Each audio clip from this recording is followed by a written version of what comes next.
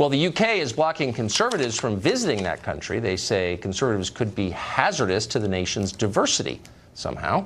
This past weekend, American YouTube personality Brittany Pettibone and her Austrian boyfriend were barred from entering the UK because they planned to interview Tommy Robinson, an outspoken critic of Islam. Then on Monday, British police halted a visit by Canadian journalist Lauren Southern on the grounds she was, quote, a radical Christian and therefore possibly a terrorist. Meanwhile, radical Muslims, more than 400 former ISIS fighters, are believed to have re-entered Britain without any problem at all. Indeed, they were welcomed.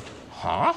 Katie Hopkins is a columnist with The Rebel. She wrote the book Rude, and she joins us now. Katie, it's great to see you. I mean, only a country that really hates itself, its heritage, its own people, would act like this. It's absolute madness, Tucker. I can't even tell you. For the regular British man or woman in the street, they're just shaking their heads and going, what has this country come to? We're welcoming back the mad mullahs. We're welcoming back the jihadis after they've done their jihad in Iraq or Syria. And by the way, they're not that good at jihad. You know, you're supposed to blow yourself up if you come back. You probably weren't that great at jihad in the first Good place. point. But we are turning away conservatives who just want to stand up for being Christian conservatives. And our Home Office here has sided with the Islamists of Luton. We seem to have some new blasphemy laws here in the UK that we didn't really know about, but are certainly being enforced. Blasphemy laws that are applied to Christians, but not to Muslims. So what undergirds this? So, of course, you know, for centuries, Britain sent forth Anglican missionaries to spread Christianity around the world. And by the way, they did. And now they would not let those same people in their own country in favor of ISIS members. What animates this? Why the change? Why do they feel this way?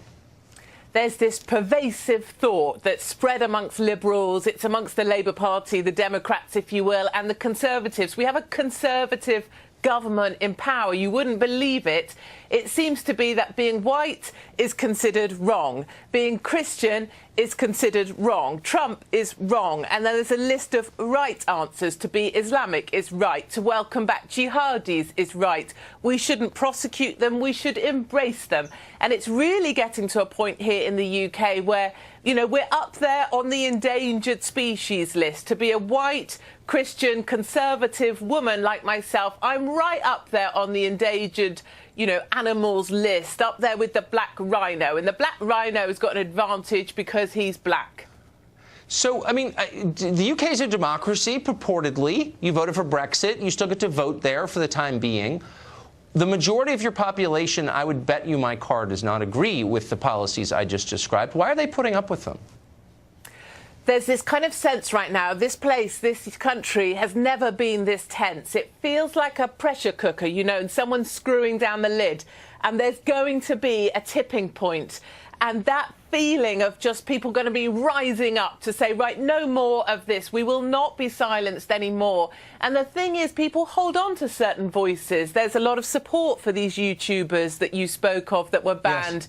And when you start silencing the people that were even, you know, finally speaking out for us, people like myself, in fact, I'm surprised I'm still here. I'm surprised I haven't been deported.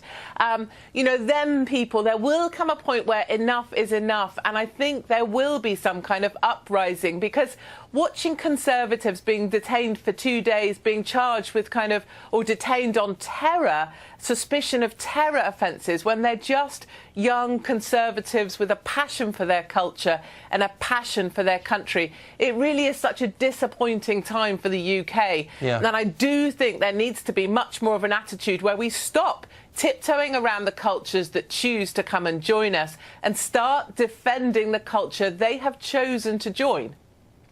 It used to be kind of a free country. That's authoritarian, what you're describing. And I'm sorry. Katie, thank you for coming on and telling us about that. It sounded familiar.